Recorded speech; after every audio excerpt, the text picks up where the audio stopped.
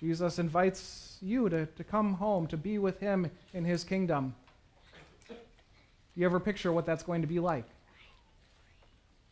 Not just Judgment Day itself, but what happens after Judgment Day. Do you ever picture what heaven is going to be like? I think a lot of us have a similar image, maybe, an image of clouds, and there are sun rays and sections of a golden fence, right? That there are babies playing harps on clouds, and somewhere in the distance you hear a choir practicing 24/7. We get that image in our head from artists who are doing their best to display a place of peace, of serenity, a place of perfect rest. Today in our lesson, we're going to read from Isaiah chapter 11, and it's going to challenge that idea just a little bit. It's going to give us a little glimpse of that heavenly kingdom that Jesus is going to rule over, and it looks a lot more like earth than it does our idea of heaven.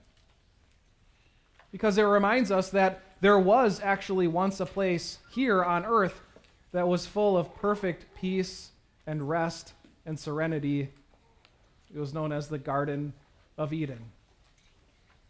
At the Garden of Eden, that was where everything was good and everything was perfect. That was during a time when there was no sin on earth, when humans, man and woman, they lived in God's presence. They had nothing to be ashamed of. They had nothing to feel guilt over. They were innocent.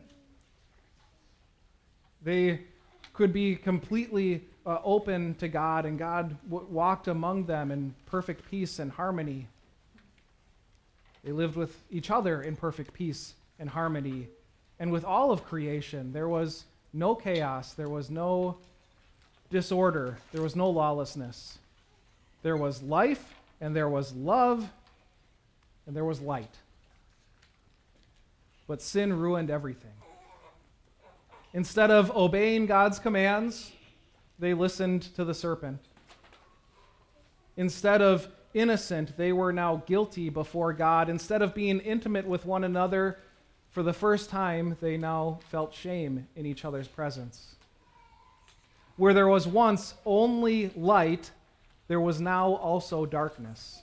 Where there was once only life, there was now also death. Where there was once only love, there was now also conflict.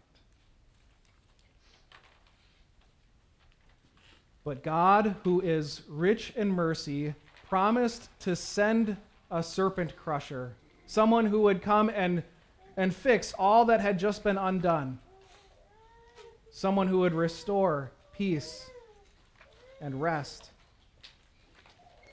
someone who would be their Savior.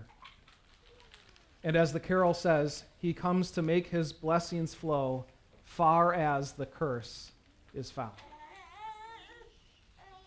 Throughout the centuries, God renewed that promise to them, that he was going to send a Savior, and over time he revealed more and more things about who this Savior would be and where he would come from and what he would do, even revealing the very family line that he would come from, saying that he would come from the line of Jesse of Bethlehem.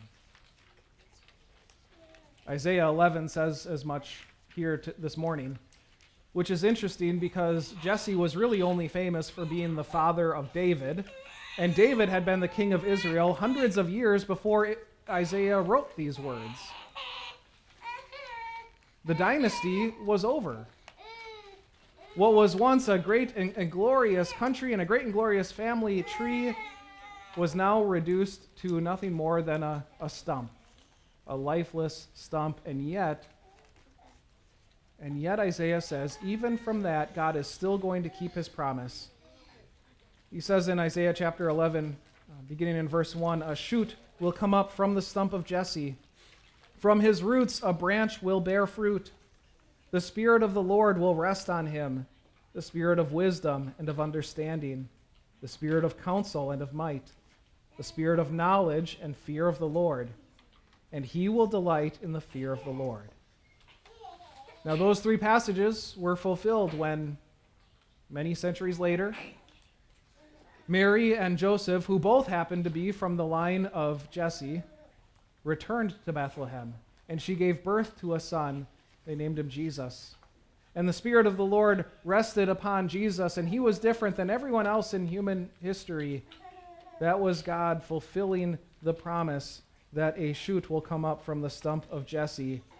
Isaiah says, in spite of how things look now, even if things look like there is just death and sin and disorder and lawlessness, there is a Savior coming.